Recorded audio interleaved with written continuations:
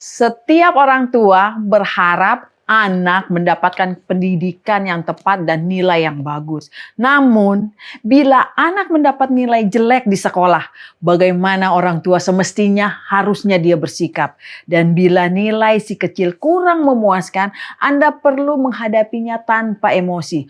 Wajar bila terkadang kita merasa kecewa. Tetapi perasaan tersebut perlu diungkapkan dengan cara yang tepat. Karena bukan tidak mungkin juga anak merasa sedih dan bahkan menjadi malu. Jadi ayah dan bunda perlu membantunya mengarahkan ke jalan yang benar. Jadi yuk kita simak apa yang perlu orang tua lakukan dalam menghadapi anak ketika mendapat nilai jelek di sekolah. Kita akan membahasnya hanya di Love Your Child.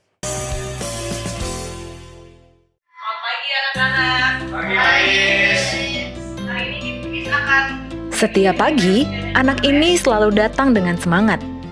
Belajar, bermain, dan tumbuh bersama teman-temannya. Tapi hari ini berbeda. Sebuah angka kecil di secari kertas tiba-tiba membuat dunia anak ini terasa mengecil.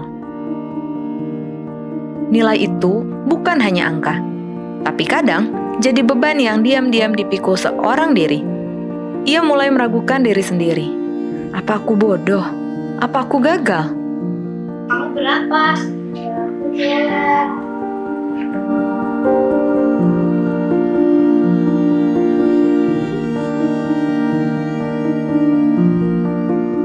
Takut dimarahi, takut mengecewakan.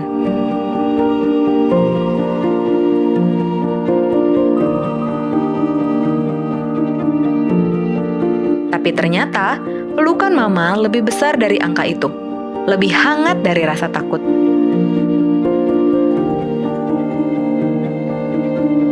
Kesalahan bukan akhir, tapi awal dari belajar. Dan belajar adalah tentang proses, karena anak-anak butuh dukungan, bukan tekanan. Butuh dipeluk, bukan dihakimi. Nilai bisa diperbaiki, tapi hati yang terluka butuh waktu untuk pulih. Mari dampingi anak, bukan hanya saat mereka berhasil, tapi juga saat mereka jatuh.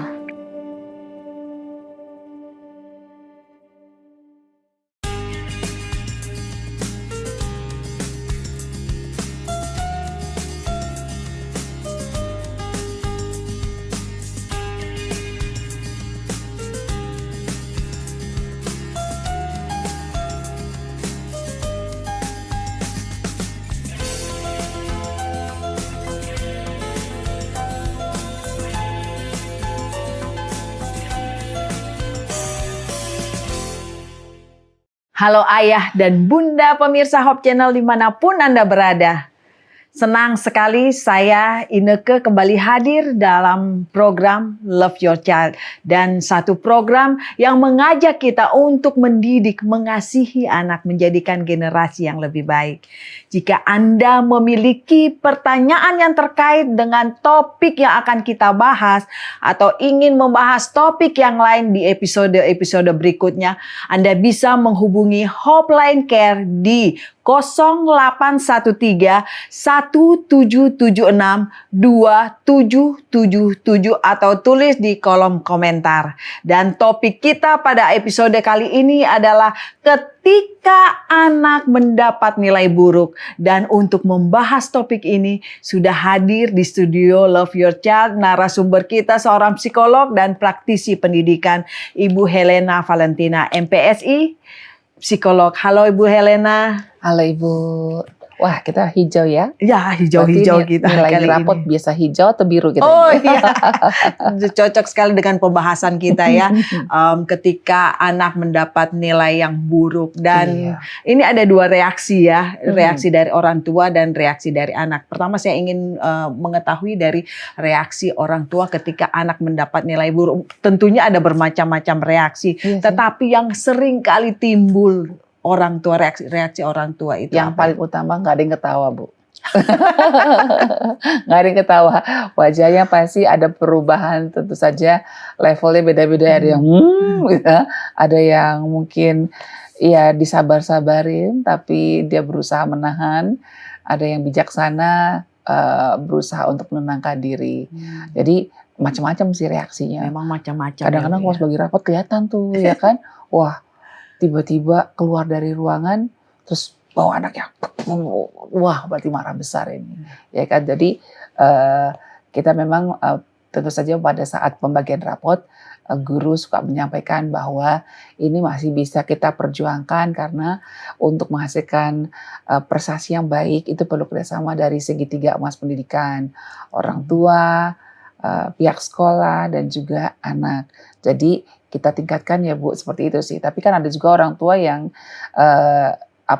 begitu lihat nilai anaknya di bawah nilai standar, wah langsung kecewa gitu ya, kecewa. Apa karena ini termasuk dari orang tua yang sangat perfeksionis?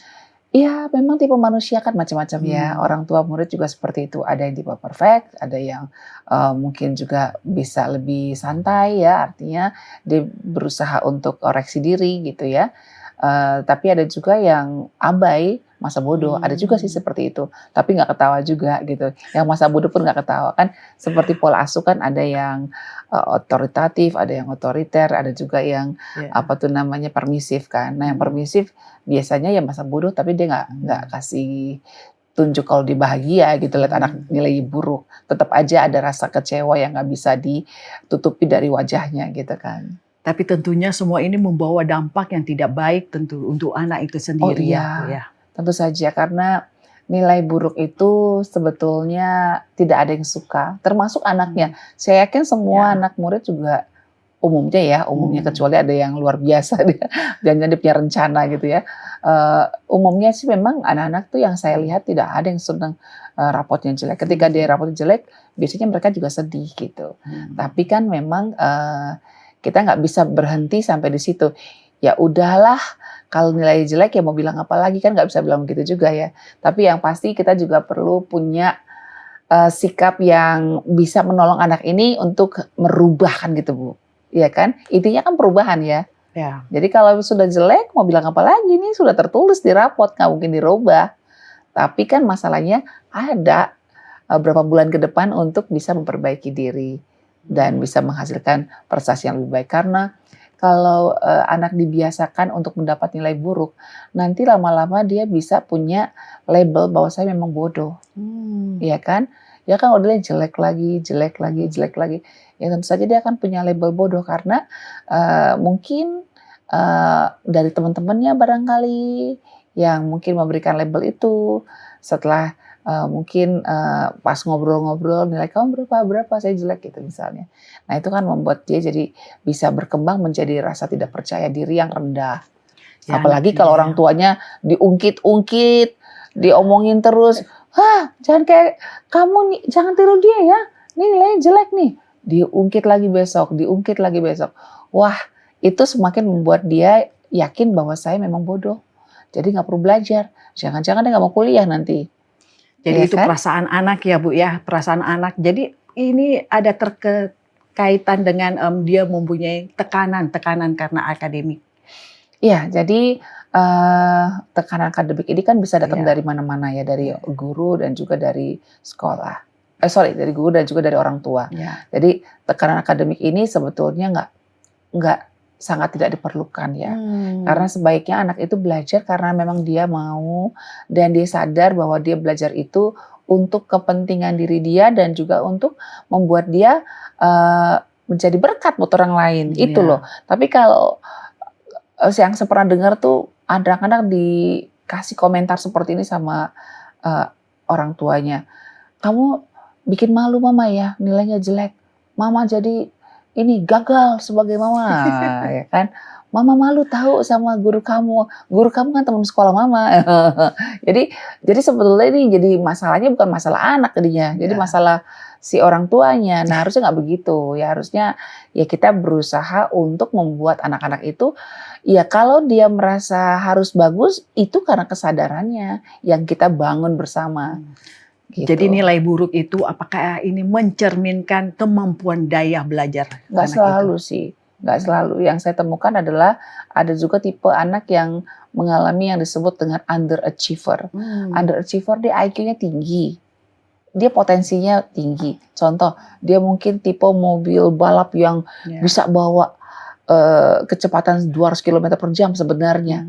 Tapi karena satu dan lain hal, mungkin ada kerusakan, akhirnya dia jadi jalannya lambat gitu. Padahal dia potensinya ada loh gitu. Jadi atau mungkin supirnya yang nggak bisa bawa mobilnya sehingga akhirnya jalan lambat. Anak juga seperti itu. Mungkin gurunya nggak bisa ngajar dengan baik, ya kan, sehingga membuat anak tuh nggak ngerti nih. Ini konsepnya seperti apa sih gitu. Atau yang kedua mungkin juga dia punya masalah dengan gaya belajarnya, ya kan. Mungkin di rumah nih karena ada adik bayi, jadi dia mau belajar pusing ya dengar anaknya nangis-nangis terus. Jadi akhirnya dia jadi nggak konsen dan gaya belajar dia membuat nilainya atau prestasinya menurun gitu kan. Iya. Dan yang ketiga juga masalah emosi barangkali. Masalah emosi mungkin dia ada kepahitan dengan gurunya, ya kan. Jadi anak yang sudah benci sama guru biasanya akan turun tuh prestasinya. Karena dia lihat gurunya aja udah nggak selera gitu kan. Makanya sebaiknya guru-guru berpenampilan yang baik itu penting supaya anak-anak senang melihatnya kan. Dan yang kedua, sebagai guru-guru juga mempunyai sikap yang menyenangkan supaya anak-anak juga merasa nyaman.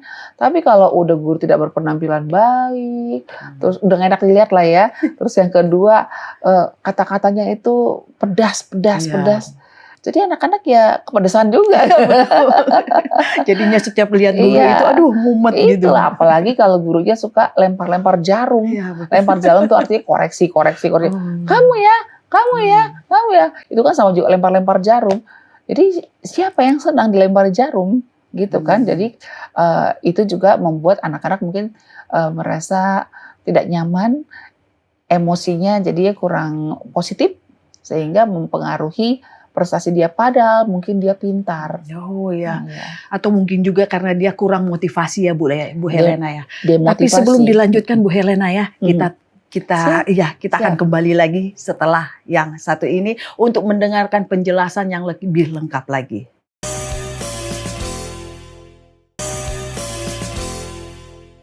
Kembali lagi di Love Your Child dan kita masih membahas ketika anak mendapat nilai buruk. Dan tadi kita sudah sedikit membahas ya ketika anak mendapat nilai buruk. Yang ini Bu Helena, motivasi, apakah itu keterkaitan dengan motivasi, kurangnya motivasi anak?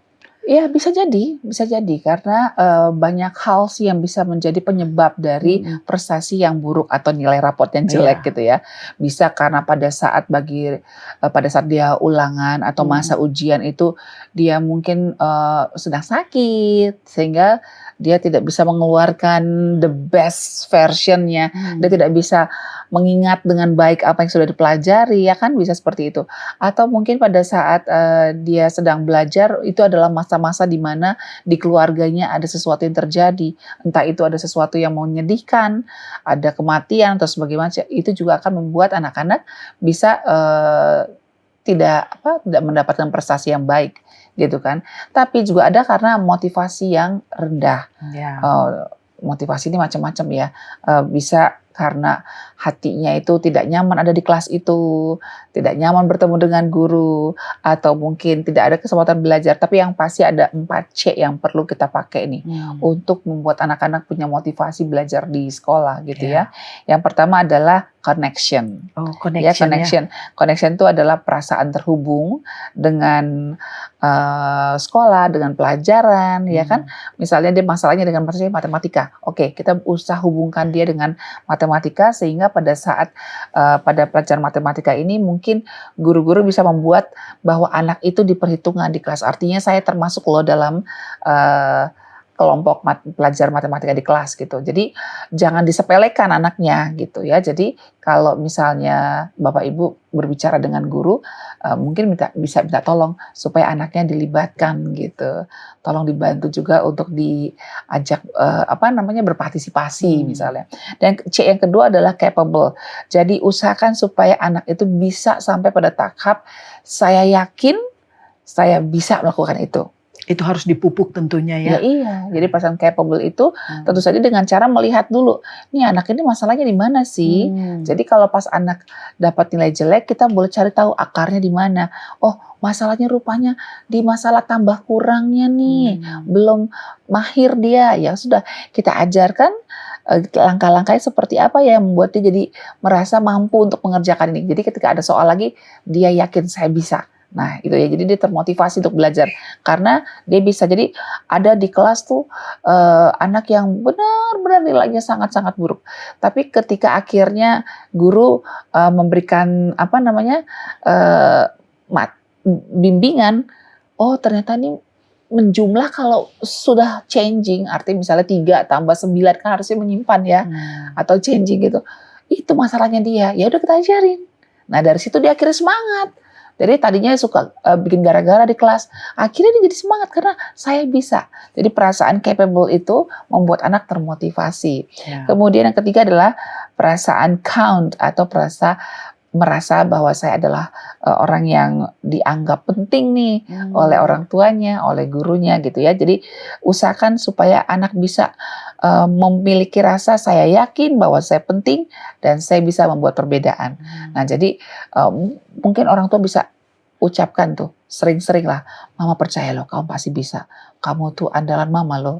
Itu kan, itu perasaan capable seperti itu, perasaan diperhitungkan seperti itu Hmm. akan membuat dia juga termotivasi, Iya, ya lebih kan? lebih percaya diri ya Iya, anaknya dan ya. terakhir adalah courage, yang keempat ya. Saya yakin saya bisa mengatasi Hmm. apapun yang akan terjadi. Jadi karena kita ajak mereka untuk merenungkan bahwa ujian itu adalah satu kesempatan nak untuk ibaratnya bertanding. Jadi nggak apa-apa kalah, yang penting kamu sudah berjuang. Jadi 4C tadi ya, perasaan untuk terhubung, kayak connection, capable, counts, dan juga courage. Merasa terhubung, merasa mampu, merasa dia berharga, dan merasa bahwa dia itu berani menghadapi apapun, ujian kayak, ulangan harian kayak, ulangan akhir semester, it's okay gitu. Jika orang tuanya mengetahui memang ini anak ini ada kendala gitu, Mm-mm. maksudnya dia mendapatkan nilai-nilai, perlukah orang tua itu berkonsultasi dengan guru? Sangat sih, karena kan yang paling mengetahui kondisi belajar anak di sekolah kan guru, khususnya wali kelas ya. Jadi kalau langkah pertama yang saya mau sarankan buat para orang tua ketika mungkin menghadapi rapor yang merah 1, 2, 3, waduh itu yang pertama harus dilakukan adalah ini Bu Pe. Tenang dulu ya, tenang. Sudah terjadi dan itu bukan kiamat. Kan anak nggak langsung lulus loh. Lulus pun juga masih bisa perbaiki diri kok, gitu kan. Selalu ada jalan keluar dan selalu ada solusinya. Itu kan yang pertama. Yang kedua boleh cari akarnya di mana. Nah, kita bisa diskusi dengan wali kelasnya.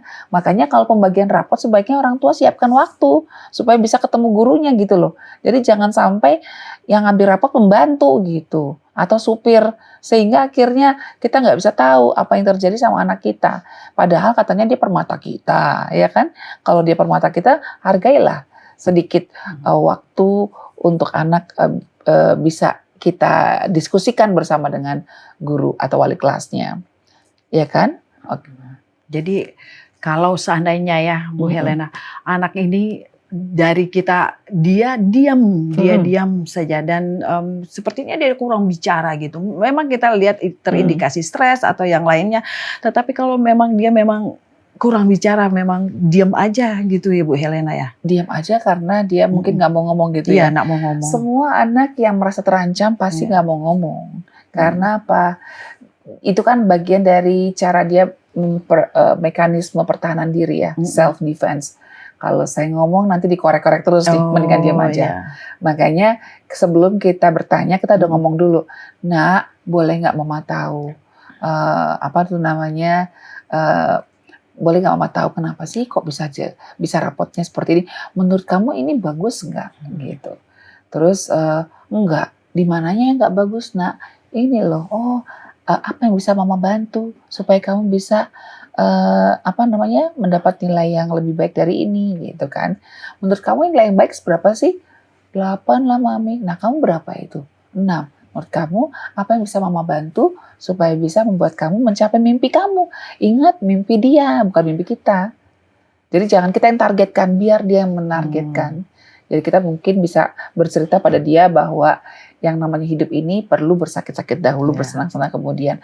Jadi apa yang kamu tabur akan kamu tuai. Kalau kamu menuai yang bagus, kita harus tiru petani tuh, kerja keras dulu nak. Iya kan, bajak sawah, panas-panasan juga dia tetap berjuang. Sehingga pada saat panennya bagus gitu. Tapi kalau dia malas-malasan, banyak rumput, sawahnya jadi akhirnya sedikit panennya. Nah, kamu juga kalau mau dapat nilai yang baik, sesuai mimpi kamu, ingat ya, mimpi dia, jangan mimpi kita ya Bapak Ibu ya. Karena kalau udah kita bilang, ini dong supaya orang menghargai papa, itu biasanya anak-anak langsung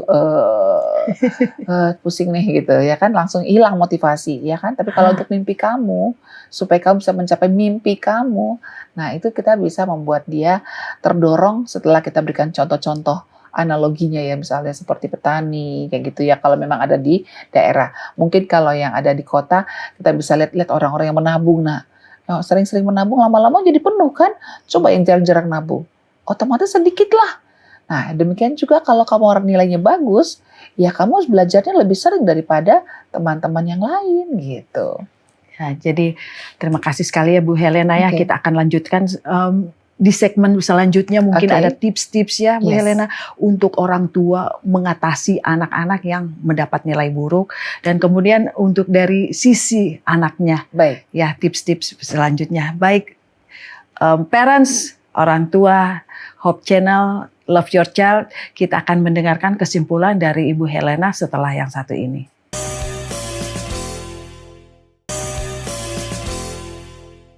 Kembali lagi di Love Your Child, dan kita masih membahas ketika anak mendapat nilai buruk. Tentu orang tua mana yang mau anaknya mendapat nilai buruk? Tentu tidak ada ya Bu Helena ya. Pasti. Dan kita sudah sampai di segmen yang terakhir. Mungkin ada tips yang bisa dibagikan untuk orang tua khususnya dan anak. Iya. Oke, jadi yang pertama memang kita kalau mendapatkan nilai buruk pada anak kita, sekali lagi saya mau sampaikan, tenang dulu ya, tenang. Kadang-kadang saya suka bingung sama orang tua yang begitu meledak-ledak, padahal sebenarnya kan ini masih kelas 3 gitu loh, masih ada kesempatan di kelas 4. Tapi ketika saya tanya, kenapa Bu, kok Ibu marah sekali? Karena saya merasa gagal gitu. Oke, jadi jangan ya Bapak Ibu, kegagalan itu kan sebenarnya sukses yang tertunda, ya kan? Mari kita ajar anak kita untuk menghargai kegagalan, karena kegagalan itu bagian proses yang penting loh. Kalau orang nggak pernah gagal dalam kehidupannya, dalam perjalanan hidupnya, sangat disayangkan. Karena apa? Itu akan membuat dia justru menjadi lemah. Kenapa lemah? Karena nggak berani untuk menghadapi kegagalan, nggak berani mencoba nantinya. Jadi nggak apa-apa, kegagalan itu adalah sukses yang tertunda. Tenang, dan Ibu bukan orang yang gagal. Bapak Ibu bukan orang yang gagal ketika anaknya mungkin mendapat nilai yang buruk. Mungkin kita perlu yang kedua adalah mencari akarnya. Apa sih yang menyebabkan nilainya seperti ini? Nah, itu tentu saja tidak akan bisa dilakukan dengan percakapan yang keras gitu ya, penuh emosi, nggak bakal dapet. Tapi ingat bahwa semua anak yang merasa terancam, merasa insecure, dia tidak akan mau bicara. Jadi kalau mau dia bicara, bikin suasana yang rileks. Suasana menyenangkan ya Bu ya. Nah, nanti di rumah mama mau ngobrol ya sama kamu ya. Nah, kita juga lagi nahan emosi juga nih, karena aduh, muka ini mau nangis nih, kenapa teman-teman nilai bagus 89, 8, ini kenapa 45. Ini muka mesti dikasih angin segar dulu ya. Kita menenangkan diri. Nah, setelah itu kita coba renungkan bahwa apa tidak ada jalan buntu dalam hidup ini. Nah, udah ketemu anaknya, mungkin diajak berdoa dulu, lalu kita cari akar masalahnya. Nah, menurut kamu ya, kamu sudah senang belum dengan raport ini? Belum, Pak. Papa sebenarnya mengapresiasi loh. Papa menghargai kerja keras kamu. Coba cari, nggak mungkin dong semuanya merah. Pasti adalah olahraganya mungkin dapat 8. Papa bangga loh, ini nilai olahraga kamu dapat 8. Iya Pak, soalnya gurunya enak ini. Ini juga nilai kamu yang bahasa Indonesia juga bagus. Iya soalnya aku suka mengarang dan sebagainya gitu. Ini matematikanya kenapa 4 ya nak? Menurut kamu ini sudah sesuai harapan kamu belum? Belum. Kenapa? Iya, soalnya aku nggak ngerti Pak, kalau udah hitung-hitungan yang panjang-panjang itu aku nggak ngerti. Jumlah ini, jumlah-jumlah kepanjangan aku nggak ngerti Pak. Oke, apalagi Nak, apa yang bisa Papa bantu? Jadi kita cari akar masalahnya, di mana dia tersesatnya gitu, ya kan? Nah, kalau kita tahu dia tersesatnya di matematika dalam hal penjumlahan atau pengurangan, kita bisa keluarkan dia dari jalan buntu itu. Kalau dimarah-marahin kan nggak ketemu, buat apa, ya kan? Nah, yang ketiga mungkin kita perlu ajak diskusi gurunya. Artinya mungkin ada kejadian di sekolah barangkali yang membuat anak saya nih merasa agak kurang berani untuk bertanya gitu misalnya. Kan ada anak-anak kalau tanya, nanya-nanya terus nih, bodoh gitu kan. Misalnya kayak gitu kan, misalnya dia bisa sampaikan. Jadi si gurunya nanti ke depannya kalau di kelas akan menghargai semua anak yang bertanya. Kalau ada yang olok-olok bisa ditegur gitu kan. Jadi anak-anak nyaman bertanya.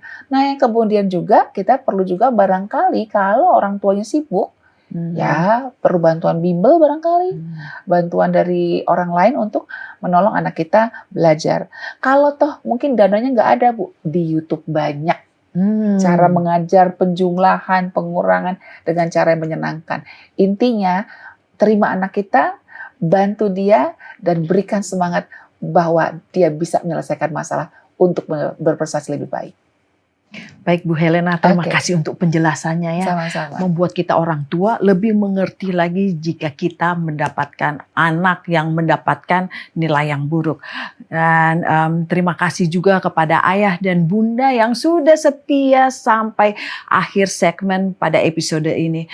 Semoga jika ada topik yang lain yang ingin dibahas, yang orang tua ingin membahas, ya, supaya kita bahas ya Bu Helena ya, bisa menghubungi Hotline Care di 0813 1776 277 atau tulis di kolom komentar, atau bisa nggak ya di sini, tulis di bawah sini ya nomor teleponnya ya. Dan kemudian sampai jumpa di episode Love Your Child berikutnya. Cintai anak Anda untuk jadikan generasi yang lebih baik.